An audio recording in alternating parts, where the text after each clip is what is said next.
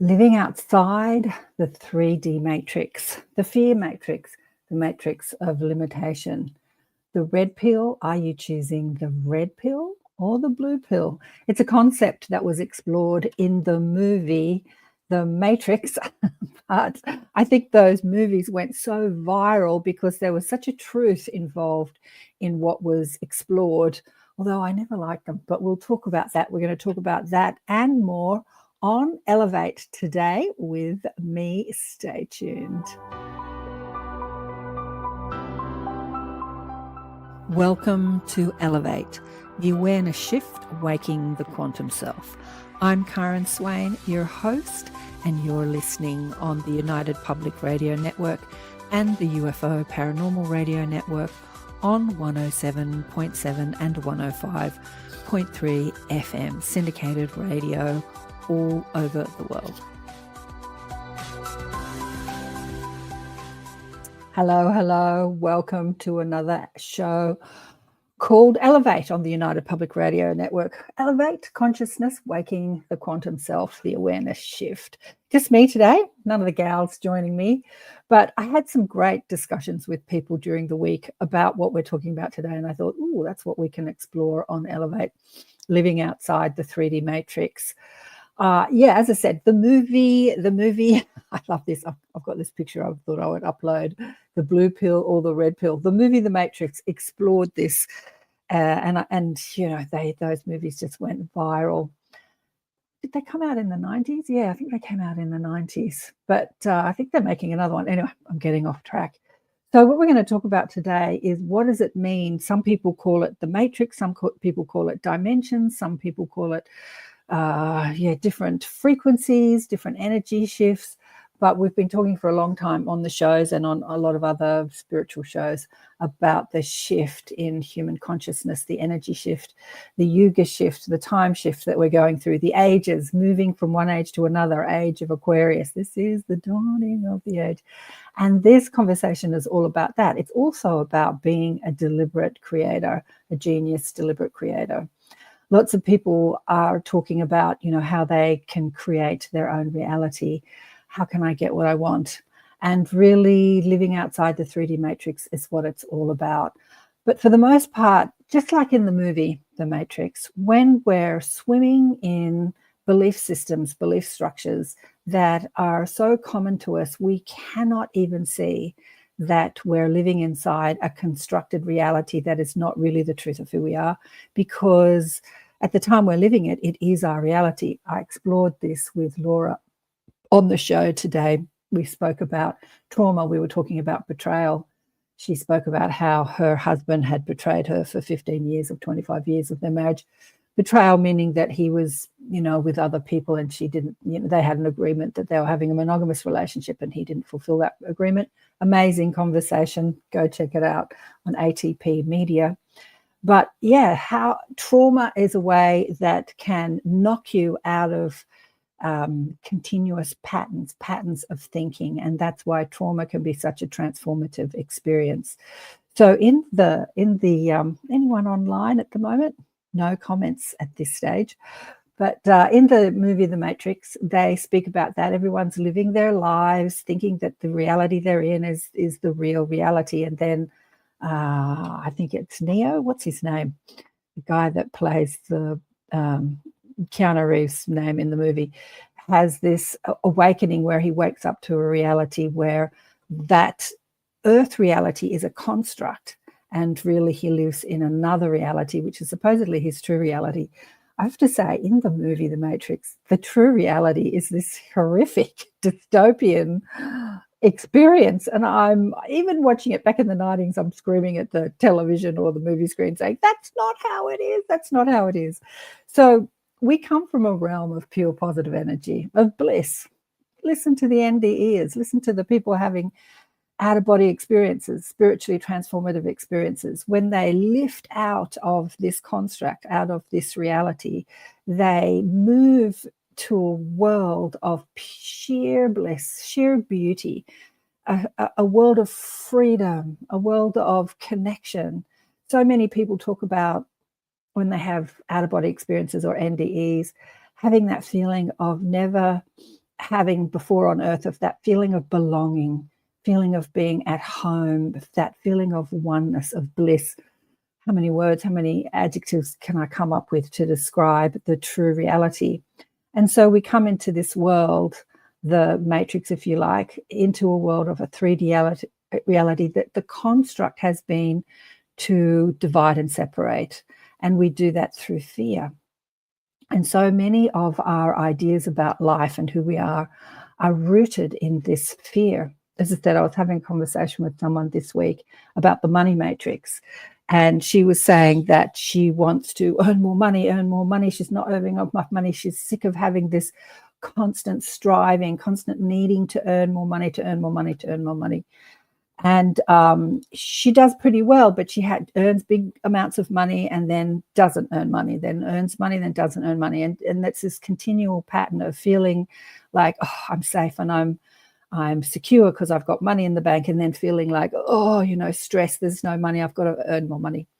And the whole concept around that is fear, because it's an idea that money is the meaning to our survival on planet Earth.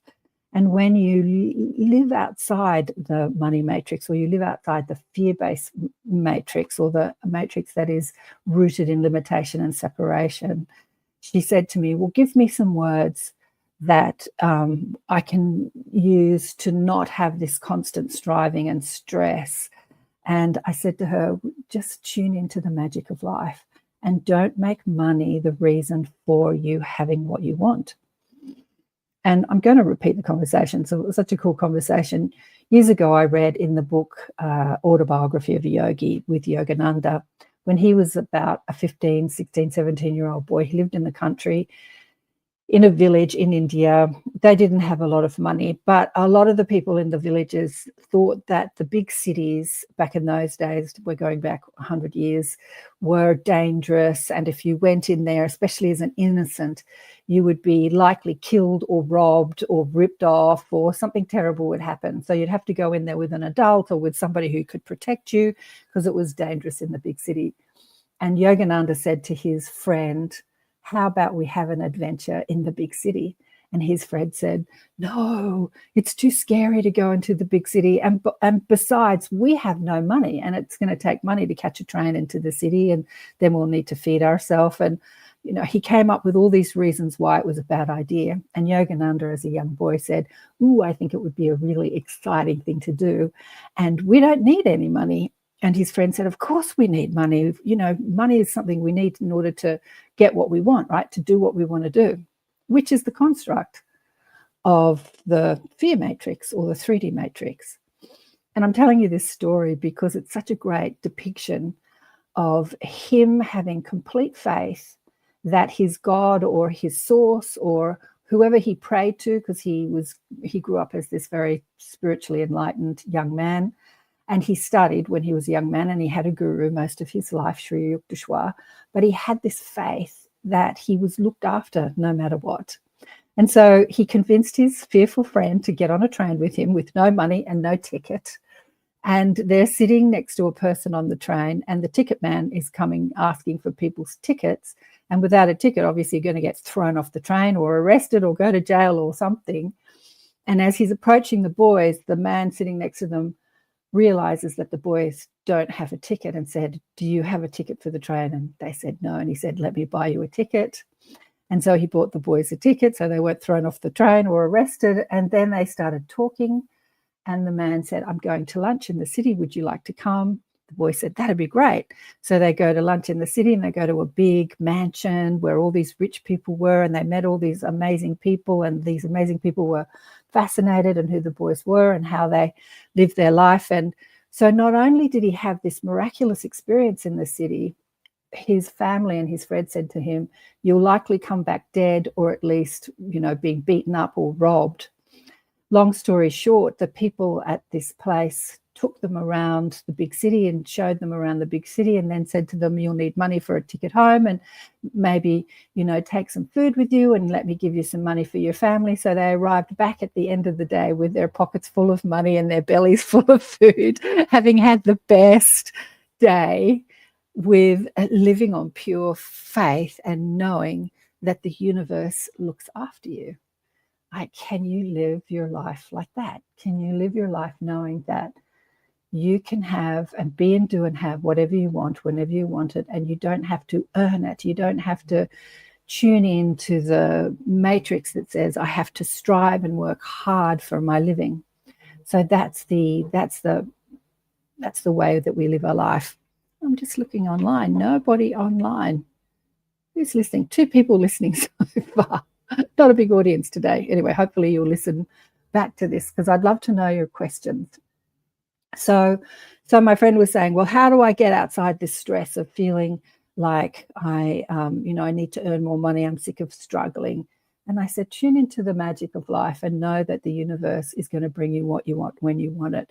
And say to the universe, I'm excited to see how this will appear in my life without me having to make it happen. Because what we think, in order to get what we want in a material way, usually, or even if we're ill, there's so many stories of people that get ill and then they can't get better because they haven't got the money for the operation or the doctor or whatever. There's been movies made about it.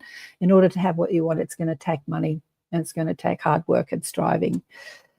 I'm excited to see how the universe will bring this into my life in miraculous ways, and then be in a vibration of gratitude for what's happened to you, and gratitude knowing that everything you want will come to you, and including health. So again, I was talking to somebody else this week, and we were talking about, they have a little group, and she was saying that someone in her little group had cancer, and she was praying that the cancer would go away. And everyone in the group were praying that the cancer would go away for her. And I reminded her that in order to have what you want, you can't resist what you have. But only 100% of the time. I love the way Byron says that. So arguing with reality is saying, I don't want this. I don't like the way this is. I need to fight it. I need to fix it. I need to heal it. And the majority of the way we heal in this life, whether it's through an allopathic system or an energetic system or a holistic natural health system, is to fight the disease. And we've heard so many times, I remember my ex-husband's partner, they weren't married, but they were de facto husband and wife. She was dying. She had bowel cancer, and she'd had the allopathic treatment, and then she went into remission for a while, and everyone was celebrating. And she told me this great story about somebody donating, I think it was $5,000 to her anonymously when she was sick, and how people were giving to her, and it was really beautiful. But then she got sick again. And I remember a conversation I had with her at the end of my driveway. She came to pick up my daughter one day, how she had said to me the first time she had the cancer, she didn't really fight it. She didn't fight it. She was going to fight it this time. This time she was really going to fight it.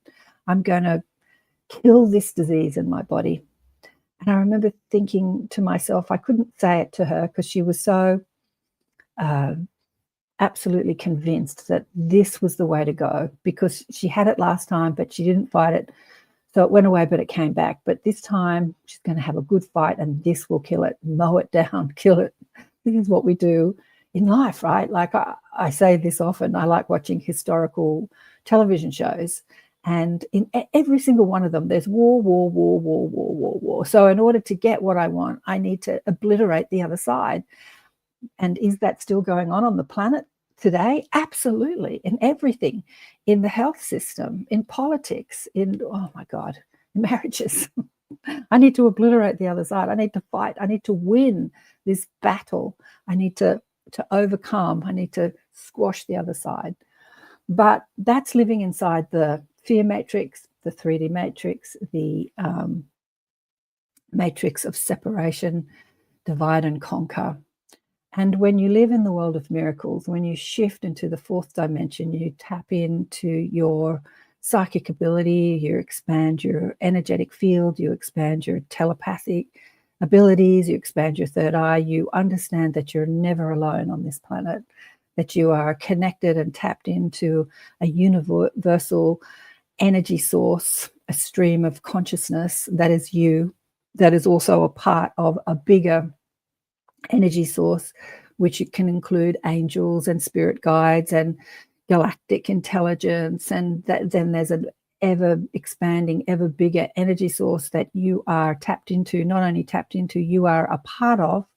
So that fourth dimensional reality is you being aware that you're not this singular being fighting the good fight on earth, that you're a part of an ecosystem, a cosmic system, an intelligence, an infinite intelligence that is flowing to you and through you.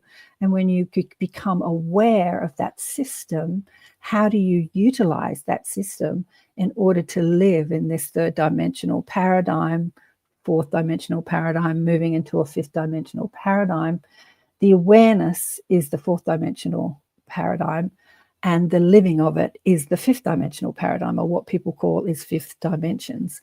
But it's more of a construct, an understanding, an awareness of who you are, rather than a construct that we're in. We're in the world that we create for ourselves, which is our belief systems.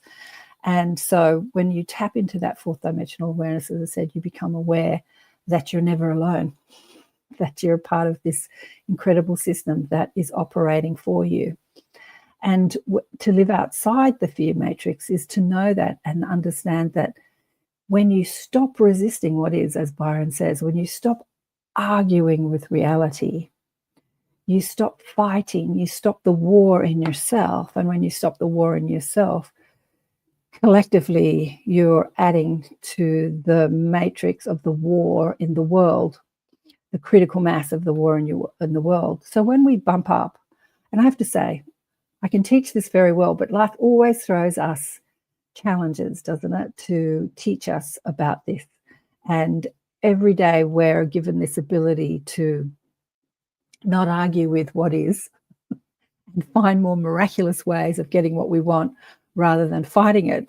I'm just thinking about what's going on in my own life and laughing, because although you understand it, living it is a completely other situation. So when you bump up against disease in your body or problems in your life, as I said, my friend said to me, she had a group and someone in the group was saying that she's going to, pray for the cancer to go away. And I just reminded her, because she was a spiritual teacher as well, consciousness teacher, to remind her person in the group, her client, that can she love the disease? Can she see the benefit of what's happening to her? Can she stop arguing with it and say thank you? And as soon as you shift that consciousness, you shift that reality, you step outside the matrix of limitation and fear. Because to be grateful for something is not to be fearful of it. To be appreciative of something is to stop resisting it.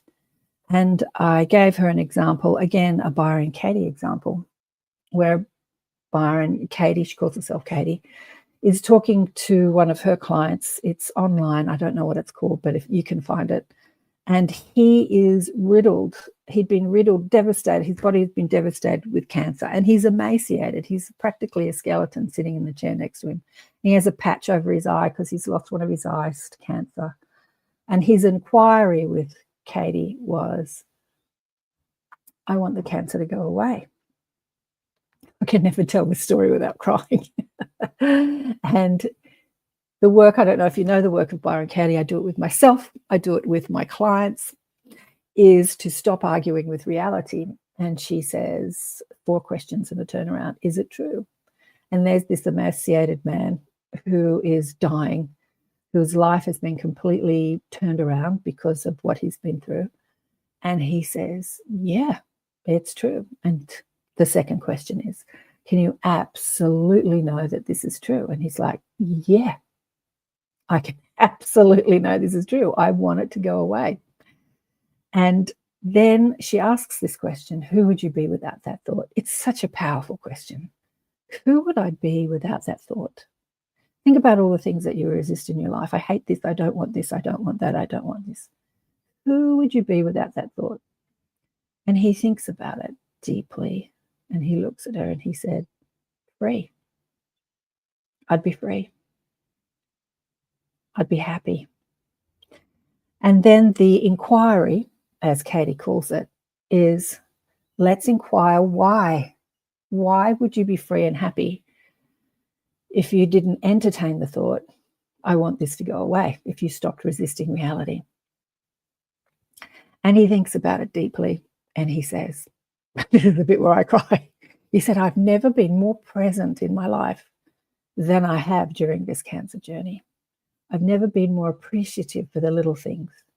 I've never thought about health more or my body more. He was a businessman, always working, always in his head, thinking about how to make money, how to do this, how to do that, never present with his own physical form, never really appreciating this vehicle that he's driving called the magnificent human body, which is such a construct of miracles. Study it. This is how I found God, if you like. Being agnostic was learning anatomy and physiology and thinking, what intelligence designed this thing? It's so brilliant. He'd never been more present to that intelligence that is the human body. He said he'd never been more present with his wife before, more present to who she is and who she is in his life than he had during this cancer journey.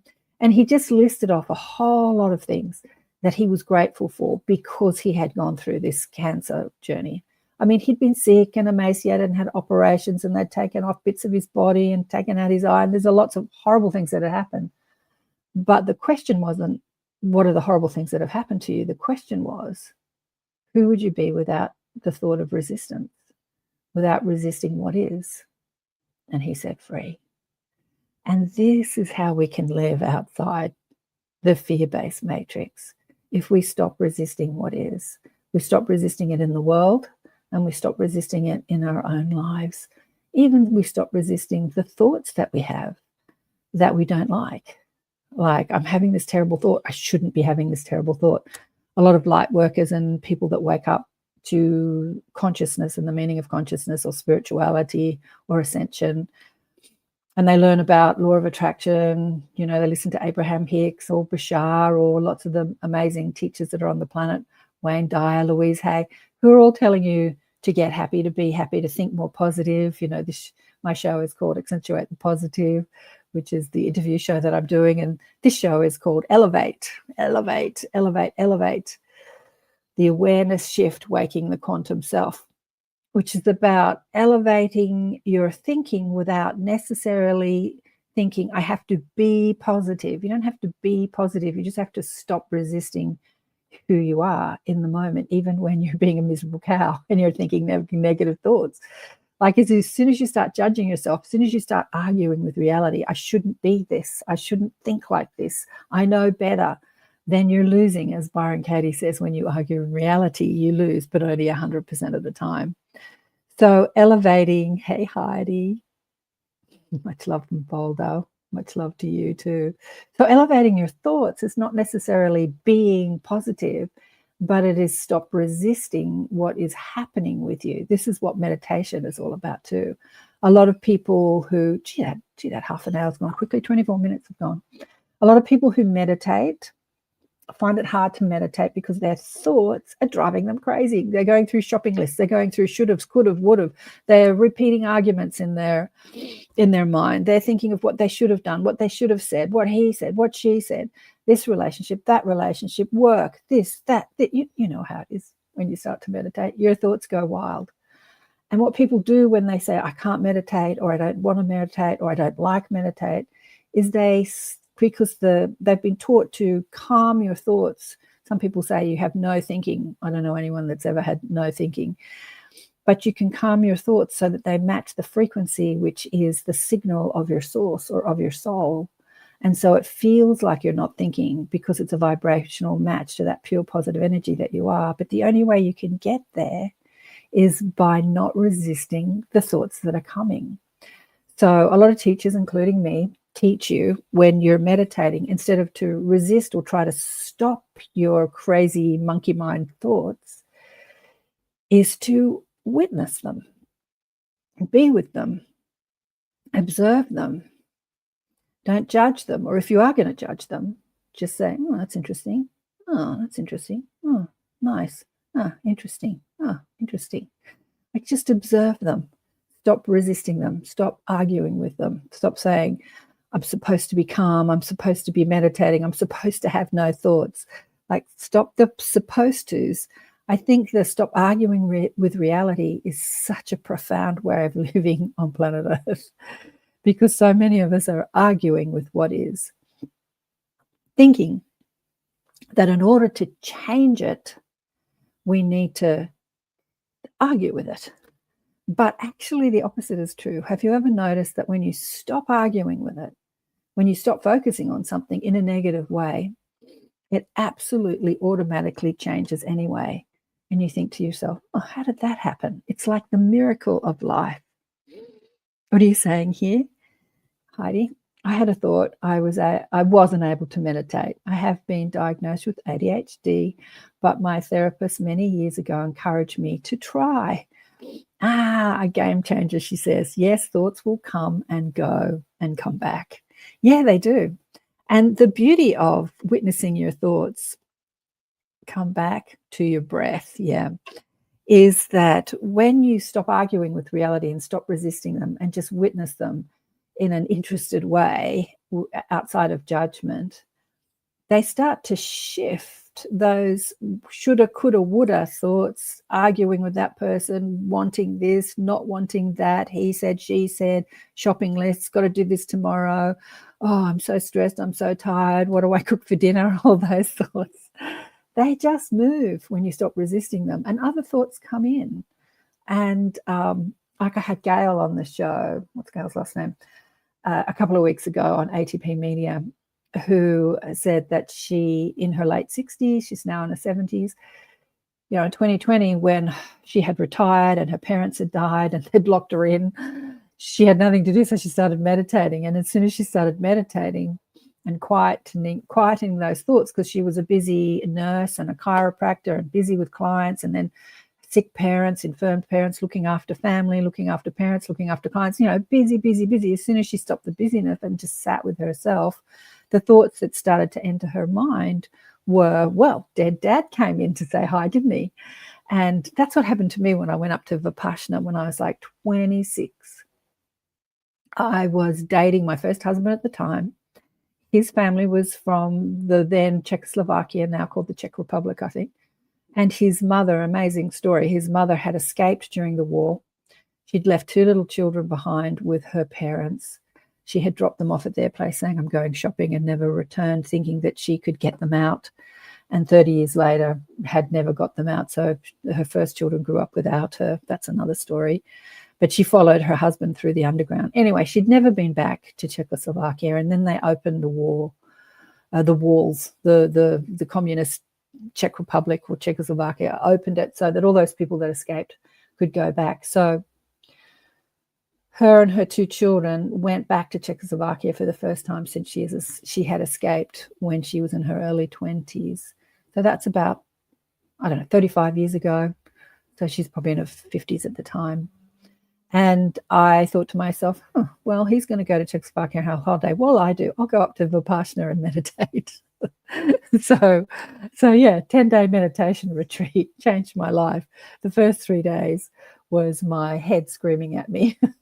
And then I started to quieten my mind, and I saw amazing things. How old was I? In my 20s.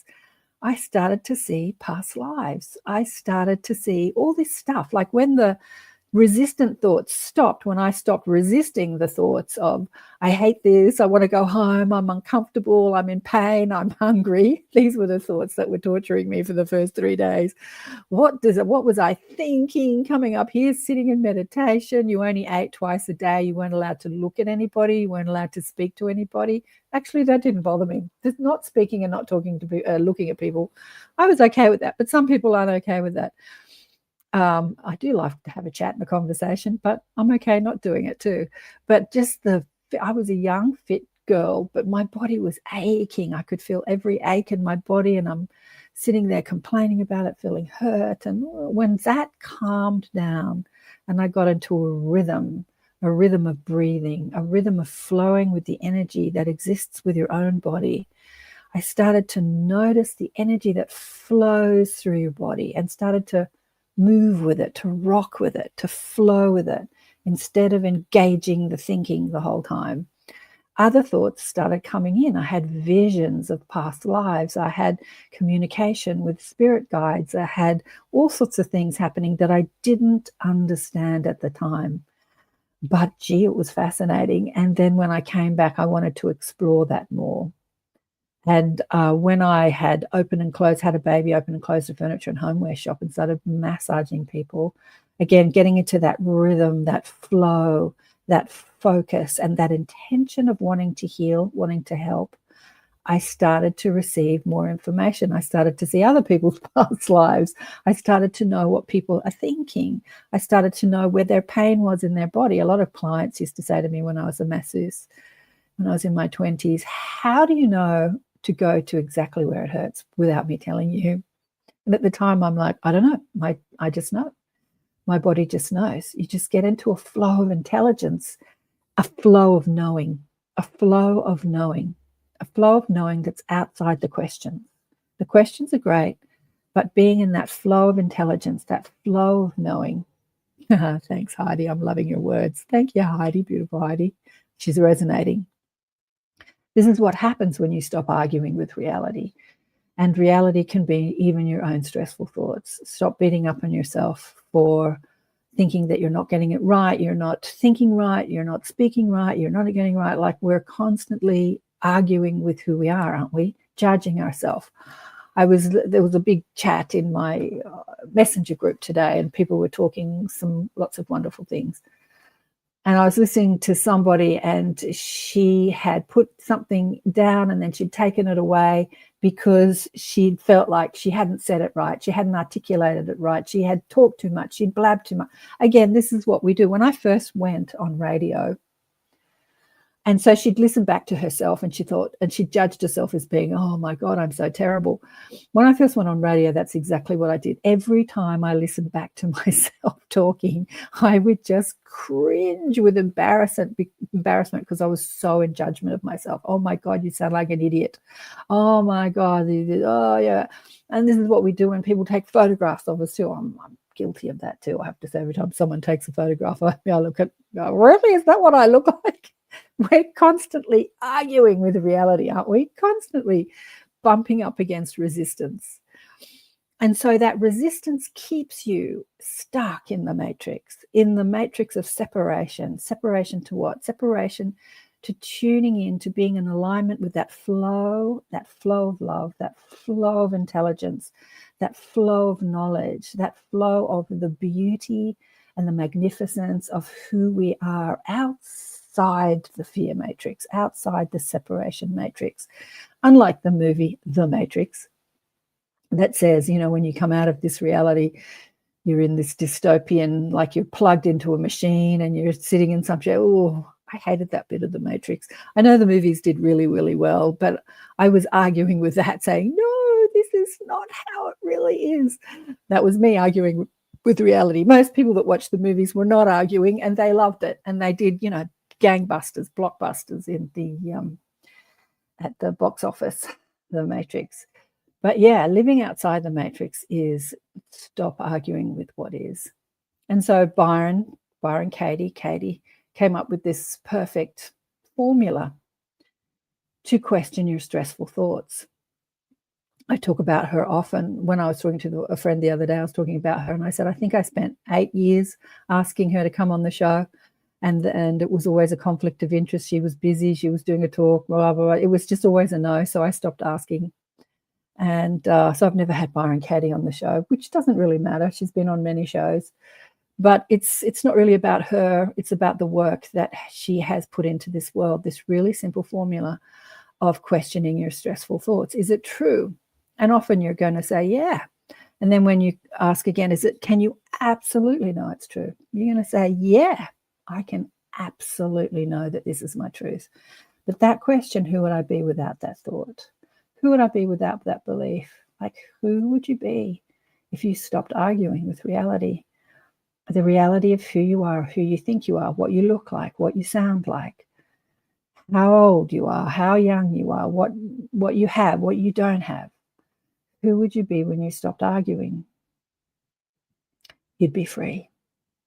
You'd be free, you'd be happy, and you'd be in bliss.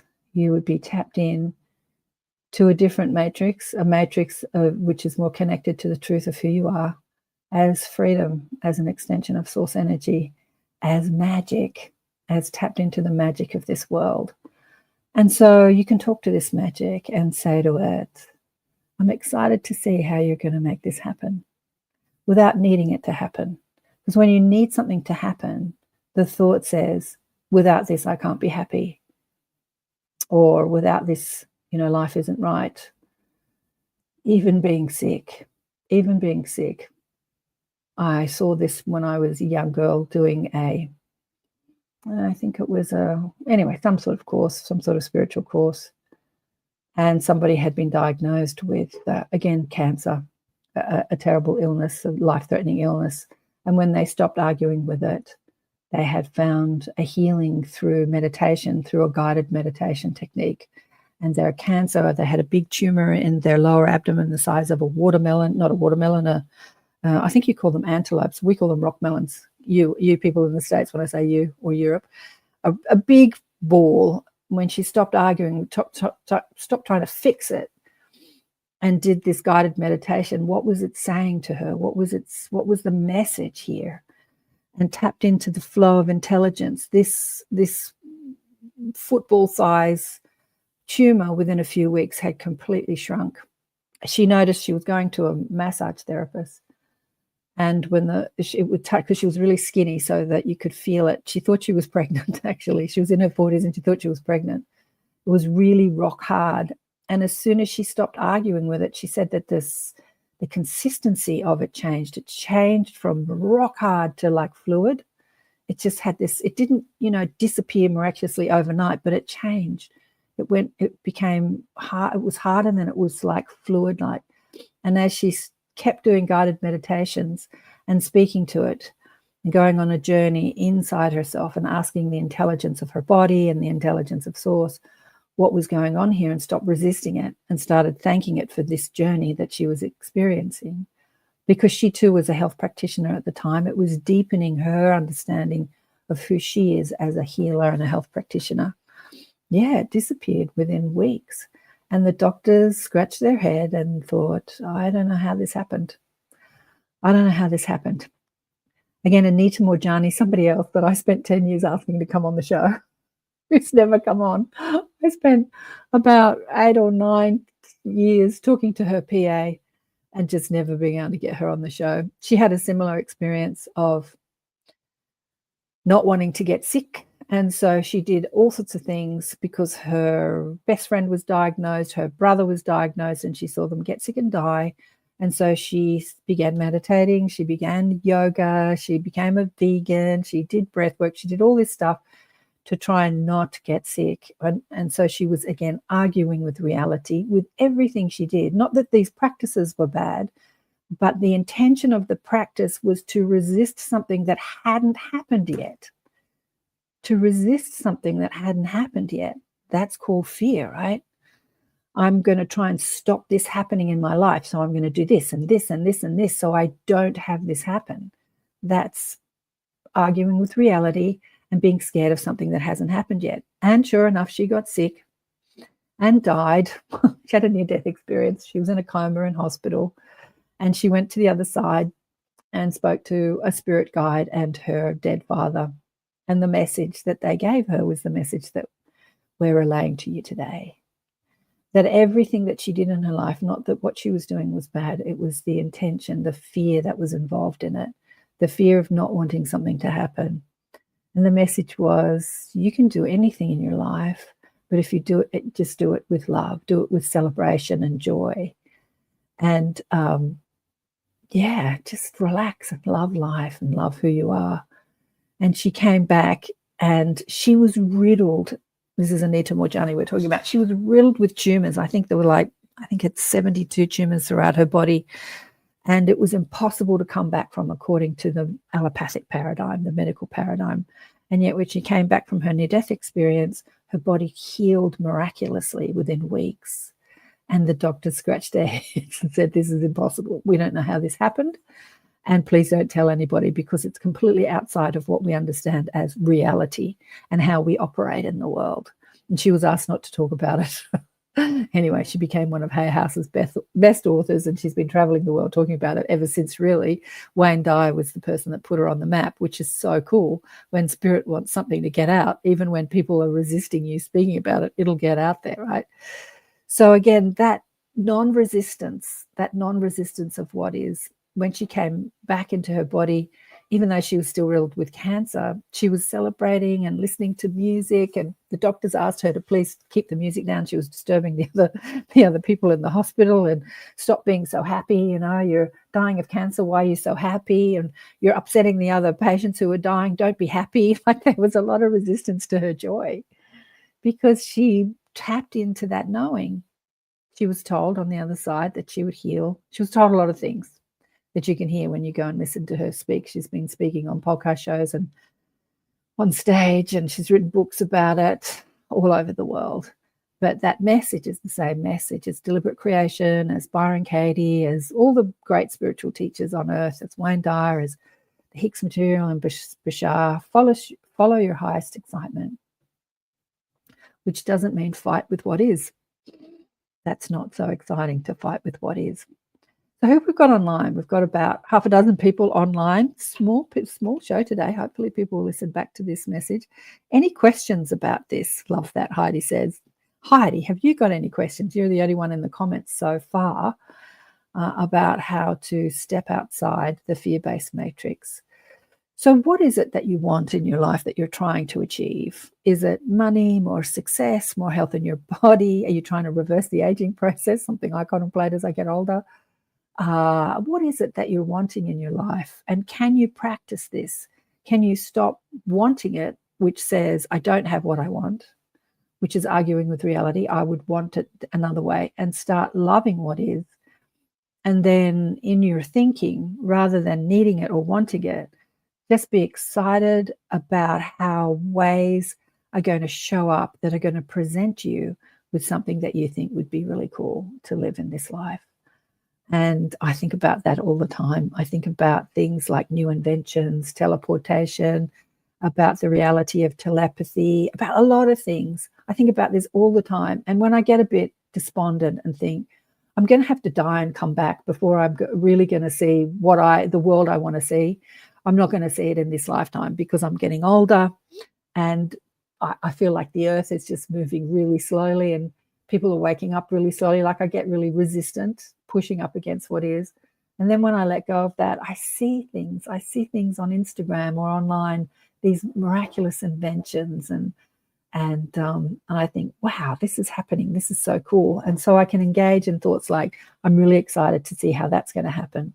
One of the things that I get resistant about is the way we propel our, what we use for transport in this world. Because for a long time now, I've understood that there is an energy system that we can tap into, which doesn't need oil or gas or petrol or any sort of, we don't have to carve up the earth in order to move around the planet, or indeed to move around the cosmos. And the ETs know about this, and they've been giving us this technology for, like, I don't know, a long time, probably thousands of years, probably hundreds of thousands of years.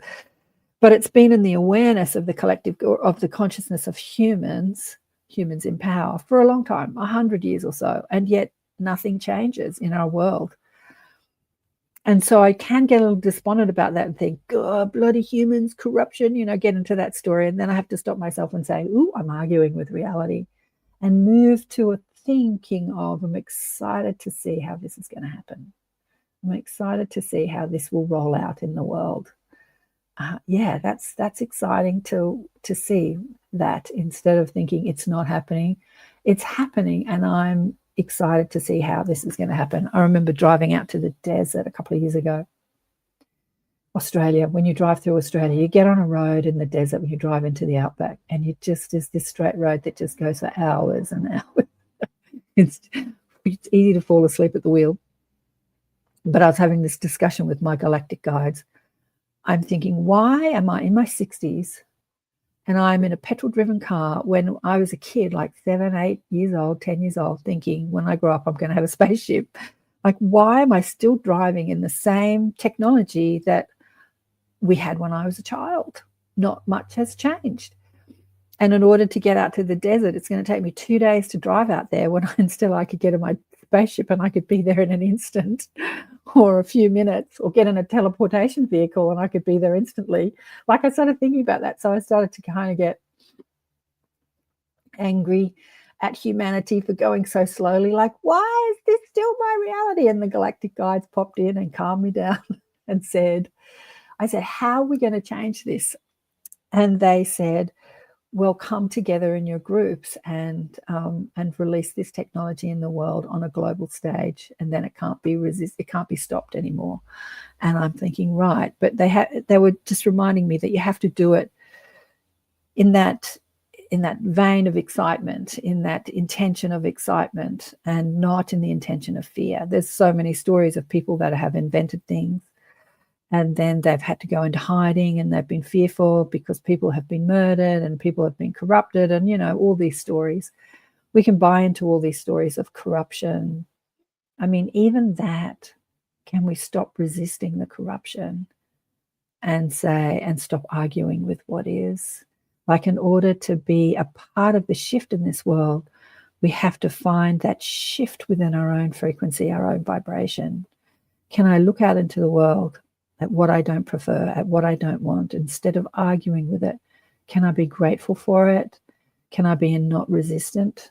Can I be excited about it changing instead of pushing up about it being here? That is the crux. That is the crux to deliberate creation. When Esther Hicks or any of the teachers, myself included, talk about the 3 components of being a genius deliberate creator. We ask because we bump up against contrast all the time, and we say we don't want this, and so we ask for what we do want. Well, if you don't want it, what do you want? And then allow. Most of us are not in that allowing stage, but the guides say through Esther and many other teachers on the planet, including myself, that allowing part is the infinite intelligent orchestration of the universe. It is the rules of life. It is the rules of law of attraction. That allowing part is allowing the mechanism that is in place to do its job. So when we're in resistance, we create more resistance. And when we're in allowing, we create more allowing. It's a mechanism. It's not a judgment. It's a mechanism that's in place. And then our part in this mechanism to allow that mechanism to happen in our favor is, the second one was the orchestration, is the allowing part. Yeah. The second component was the orchestration, which is not our job. Our job is the allowing part, to tap into the flow of the stream of infinite intelligence that creates all the worlds. You're so empowered. I posted this on Facebook the other day. You're so empowered that you can, I can't remember what it was. It was a meme on Facebook, that you can empower yourself to feel disempowered. That's how empowered you are. You can empower yourself to feel disempowered. So how do you tap into that, live outside the fear matrix and move into a place of being connected and knowing that you are part of a mechanism of infinite intelligent, infinite creative, intelligent potential, is to stop resisting what is and start feeling the freedom that you're looking for. Everything we want, we think in the having of it will feel good. But can we feel good and still not have what we want? Can we be riddled with sickness, as Byron Katie was asking this man when he was inquiring about wanting his cancer to go away? Can you be riddled with cancer and dying and feel like this is exactly what you want? Easier said than done, right? Can you not have what you want and be happy about it? Can you not be in resistance to what is? This is how we step outside the fear matrix into the magic of life. I'm excited to see how the universe will orchestrate a new reality, a new shift. It's, instead of crying out, I need this, I want this, it's just being in the knowing that all things are possible. Everything is possible. I think we spoke about in a show the other day, impossible is I'm possible. I love that. All things are possible when we tap into knowing, like everything.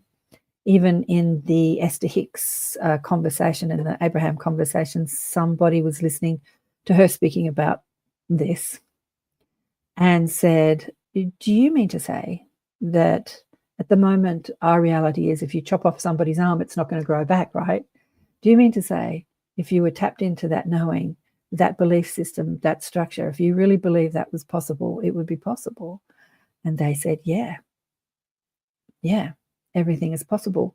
When you tap into galactic intelligence and you hear stories about people having abductions and they say, the Greys walked through the walls. Well, in our reality, that's impossible to walk through a wall. Have you tried it? It seems impossible. So what do they know that we don't know? Do they know that the structure of life is actually just energy and information, and they know how to mold that, they know how to manipulate that? They understand a physics that we don't understand, that they can manipulate the molecules of their body and the wall and just merge with it and move right through it? Yeah, seems impossible in our reality, but I'm possible, right? Everything is possible. So tapping into that is kind of excited. Like, what else is possible? What else is possible for you personally? And what is possible for this world? What is possible? Sit and dream about it. Dream, dream, dream about what is possible, what you want to be possible. Fantasize about the world you want to live.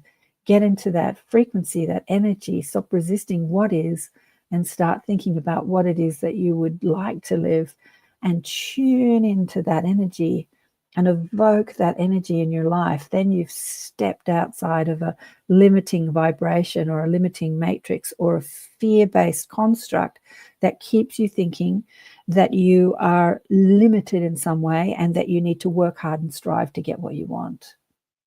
In fact, when you do step out of the fear-based matrix, that separation matrix, that third dimensional construct, into awareness and then into a more fluid construct, manifestation can happen instantly.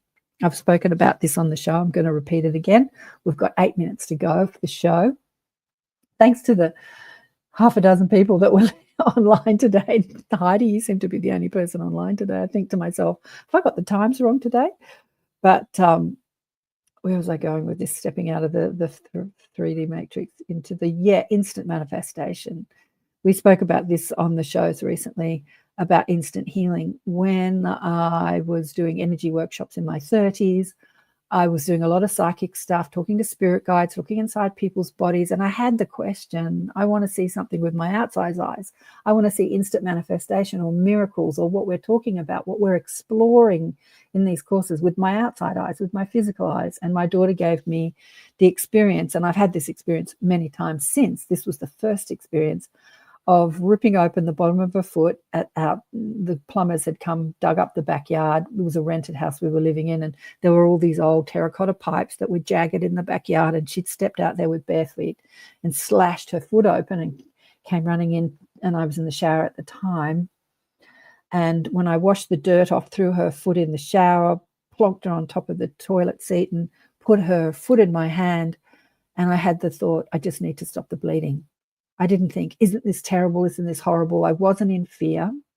I was in go mode. I was in, this needs to happen. I'm going to stop the bleeding. And I just commanded a healing, and the cut healed instantly.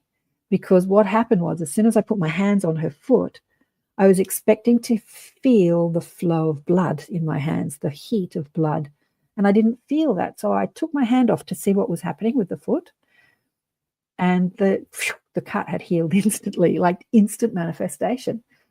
So I explored why that happened. And there was no resistance to what was happening. There was like, oh, this is happening. There was an understanding that this is happening. And there was just this instant reaction of, now this is going to happen. I'm going to stop the bleeding. And then I'm going to deal with her and the pain and everything else afterwards. And that's what we can do in our lives. We can do it with healing. We can do it with cuts. I've done this many times with cuts. The less resistant we are when we do something stupid to ourselves, because what I've done in the past, and we all do it, is when you fall over or do something idiotic. I've fallen down the stairs outside, you fall over. You start beating up on yourself for being an idiot. Oh, you're such an idiot. Oh, you didn't watch where you were going. Oh, you're an idiot. You knew that. Like, we start beating up on ourselves. And when we're resisting who we are and what's happening, oh, this is terrible and I'm in pain, we keep that pain in place, and manifestation happens really slowly. But when you can stop, just step outside of what's happened. Don't resist it. And just be in gratitude and come back into peace and say, thank you for reminding me to be more careful, to look where I'm going. Just be in that gratitude. I have seen lumps rise and go down. Like rise as I've done it, like a big egg, shape on my foot or my hand or my arm, a big bruise comes. And I've seen it go away with my physical eyes in the moment, like as soon as I change my vibration. And then I don't do it. And then I beat up on myself. And when I beat up on myself and the pain lasts longer, I'm like, wow, that's an indication that I'm not doing what I know to do, because I'm beating up on myself saying, you idiot, you shouldn't have fallen over. You should have looked where you were going. But he's saying here, 4 minutes to go, Heidi, as a child and growing up, I imagined that didn't happen, but I knew this in my soul and knew it's a past life thing. Oh, what's a past life thing? Instant healing? Yeah, the guides are saying yes, yes, yes, yes. In a past life, I'm seeing you as a woman. You weaved magic. I'm seeing you in a forest setting. It's like your classic fairies book setting. People were coming to you for healing. Yeah. And you were known as the medicine woman. I don't know what they called you at the time. Healer, medicine woman, shaman. Yeah, absolutely. So why aren't you doing it in your life today? You're listening to the shows, being reminded of who you are. Yeah. So how are you going to step into the magic and get excited about what you want? My hands, I feel my palms vibrate often. Yeah. Where do you put them? Do you put them on your pets or yourself or the plants? I had this gardener come, because there's renovations happening in the complex I'm living in. I had this gardener taking out all the old garden. And I have these pots. I really don't think about it too much. I enjoy it. And they just thrive. And I asked the gardener, do you talk to your plants? And he looked at me like I was crazy. And he goes, no. And I said, well, I do. I talk to the plants all the time. Why do you think they look like this? And I'm really not a gardener. But I just talk to them. I just talk to them. Even when you're gardening and repotting things, my injuries usually, when you're repotting things, you're touching them, and that energy field, or you're interacting with the energy field of the plant. Again, during that time where my daughter's cut, it healed instantly. There was an old magnolia flower that I put in a glass of water on top of the windowsill, on top of the sink, that had died, and it was just a dead twig living in this glass. And I was about to throw it out, and my little daughter, she was so cute at the time. How old was she? About 10, I think. 8 or 9 or 10, about 10. She said, can we bring this back to life? And in my paradigm, I said, no, darling, I don't think but can we do the same thing with this as we did with my foot? Because she had seen the foot heal instantly. And I thought to myself, well, why am I thinking, outside of limitlessness? And I'm tuning into a limited paradigm if all things are possible. And I said, sure, go ahead, do the same energy, ask for a healing or command a healing, speak to the universe, speak to God, speak to your spirit guides, like do the same thing with the twig, with the dead twig, as you did with the foot. And she said, yeah. And so she gave it back to me, this little dead piece of twig, and I put it back in a fresh glass of water on the windowsill on top of the sink and left it there. Didn't think about it again, right? A couple of days later, I'm washing the dishes and I look up at this dead twig and it's got a green bud on it. And I'm like, no way. No way. I just loved it. And it just reminded me that all things are possible. Bringing back the dead. Yeah, I'm thinking of the Lazarus thing in the, bringing back the dead, putting life back into the thing. Yeah, put life back into your life. Absolutely, green hearts. Absolutely. Oh, hi, Shirley. What are you saying here? My guides tried forever to wake me up. NDE and other experiences finally snapped me out of it. I'm a late starter, Lo. No, you're not. You started exactly when you were supposed to start. Bloody, I have no idea how, but I missed the start of the show. Glad to be here. Yeah, we're just about to we've finished. Everyone's jumping online now when we're finished. Your clocks are changing this weekend, and so it doesn't change for this. The time of the shows, ATP and this show Elevate, stays the same in the States. It'll be different in Europe and it'll be different in Australia. So what used to be 8 o'clock in the morning for me, and now it's 9 o'clock because our clocks change. And when your clocks change, it'll be 10 a.m. in the morning. So I get to sleep in a bit. So we start a bit later in Australia, and I think the times change. They become later in Europe as well. Sorry, Vladdy, you're going to have to stay up even later to see the shows. But thanks, everyone, for listening. And please watch the replay. And if you weren't in the lives, leave me your comments and your questions underneath, or go to my website, KarenSwain.com. and send me a question or any questions that you want me to explore on these shows. Elevate, I just do them, in the moment. I invite guests to come on. I thought I was having such a great conversation this week about all this stuff with different clients and friends that I would discuss it in Elevate today. And gratitudes to you too, Heidi. Thanks for tuning in. And what's Shirley saying here? My husband took me out for a meal. Good on him, Shirley. I hope it was beautiful, but I got to go. We're over time. Big love to you all. I'll see you soon. Bye for now.